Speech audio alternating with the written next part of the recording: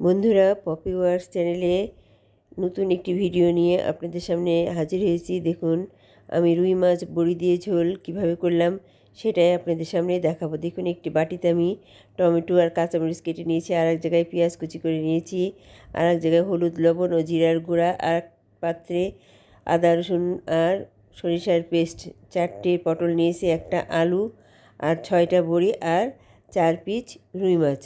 আমার রান্নার সরঞ্জাম মোটামুটি হয়ে গেছে। এখন আমি এই রান্নাটা কিভাবে করব সেটাই আপনাদের দেখাবো। দেখুন, আমি একটি কড়াই চুলার পরে বসাই দিলাম। এখন সরিষার তেল দিয়ে দিব। সরিষার তেল দেওয়ার পরে আমি সুন্দরভাবে তেলটা গরম হলে পটল, আলু আর সুন্দরভাবে উল্টায় পাল্টায় ভেজে নেব। দেখুন, পটল আলু আমি ভেজে নিচ্ছি। ভেজে নেওয়ার পরে আমি এই পটল আলু সুন্দরভাবে ভাজার পরে আমি একটি পাত্রে তুলে নিব। পাত্রে তুলে নিয়ে আমি এরপরে ভেজে নিব রুই মাছ। দেখুন, আমি উল্টায় পাল্টায় পটলগুলিকে সুন্দরভাবে ভেজে নিচ্ছি। হলুদ লবণ দিয়ে পটলটাকে আগে মাখিয়ে নিয়েছিলাম, আলুটাকেও হলুদ লবণ দিয়ে মাখিয়ে নিয়েছি। এখন কড়াই দিয়ে পটল আর আলু আমি ভেজে নিচ্ছি।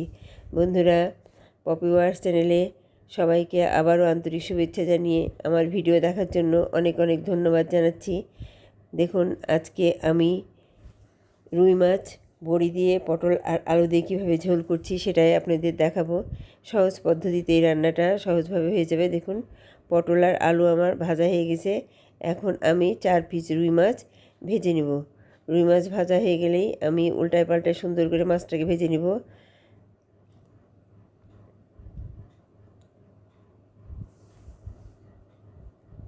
সুন্দরভাবে আমি রুই মাছটাকে উল্টায় পাল্টায় ভেজে নেব। মোটামুটি আমার ভাজা হয়ে গেছে, সুন্দরভাবে ভেজে নিয়েছি। দেখুন, মাছটাকে একটু কড়া করেই ভেজে নিয়েছি, যেহেতু এই মাছটা একটু ঝোল করব সেই জন্য মাছটাকে সুন্দরভাবে ভেজে নিয়েছি যাতে কাঁচা গন্ধটা না থাকে। দেখুন বন্ধুরা, মাছ ভাজা আমার হয়ে গেছে। এখন আমি কড়াইয়ে দিয়ে দেব পেঁয়াজ। পেঁয়াজ দেওয়া হয়ে গেল, তারপরে দিয়ে দেব কাঁচামরিচ দেওয়া। পেঁয়াজটা একটু নরম হলে আমি দিয়ে দেব কাঁচামরিচ দেওয়া হয়ে গেলে আমি দিয়ে দেব এরপরে হলুদ, লবণ আর জিরার গুঁড়া। একটি পাত্রে রেখেছিলাম, হলুদ, লবণ, জিরার গুঁড়া দিয়ে দিলাম, আদা রসুন আর সরিষা বাটাও দিয়ে দিলাম। দিয়ে মশলাটাকে একটু ভালো মতো করে কষিয়ে নিলাম। কষানোর পরে লবণ দিয়ে দিলাম। লবণ দেওয়া হয়ে গেল, মোটামুটি মশলা দেওয়া আমার শেষ। এখন একটু পানি দিয়ে মশলাটাকে একটু হালকা গরম পানি দিয়ে মশলাটাকে কষিয়ে নিচ্ছি। মশলাটা একটু কষানো হয়ে গেলে আমি দিয়ে দেবো এর মধ্যে টমেটোটাকে সুন্দর করে একটু নাড়াচাড়া করে মশলার মধ্যে মিক্সড করে কিছুক্ষণের জন্য ঢাকনা দিয়ে ঢেকে দেবো, যেন টমেটোটা গলে যায়। দেখুন বন্ধুরা, আমি ঢাকনা দিয়ে ঢেকে দিয়েছি। এখন টমেটোটা গলে গেলেই আমি দিয়ে দেব পটল আর আলু। দেখুন, টমেটো দিয়ে আমার কাটা হয়ে গেল। এখন আমি দিয়ে দেব আলু আর পটল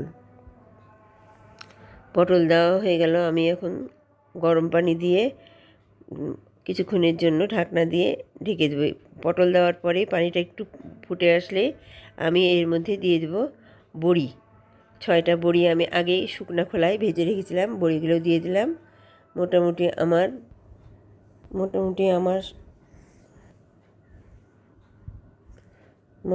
আমার সব কিছু দেওয়া হয়ে গেছে। আমি এখন ঢাকনা দিয়ে ঢেকে দিয়েছি কিছুক্ষণের জন্য। ঢাকনা তুলে দেখি, হ্যাঁ, আমার সব পটল আলু সুন্দরভাবে নরম হয়ে গেছে। এখন আমি দিয়ে দিলাম রুই মাছ দেওয়ার পরে কিছুক্ষণের জন্য অল্প আছে আমি কিছুক্ষণের জন্য ঢাকনা দিয়ে ঢেকে দেব। বন্ধুরা দেখুন, ঢাকনা দিয়ে ঢাকা হয়ে গেছে। আমি জালটাও একটু কমিয়ে দিয়েছি। এখন দেখি ঢাকনা তুলে আমার রান্না মোটামুটি হয়ে গেছে। বন্ধুরা দেখুন, বড়িও গলে গেছে, সব কিছুই ঠিকঠাক মতো হয়ে গেছে। টেস্ট খুব সুন্দর হয়েছে। বন্ধুরা দেখুন, আমার রান্নাটা যদি এভাবে রান্না করেন খেতেও তেমন সুস্বাদু হবে এবং রান্নাও খুব সহজভাবে হবে। বড়ি দিয়ে ঝোল, আসুন আমরা এইভাবে রান্না করি। আসসালামু আলাইকুম।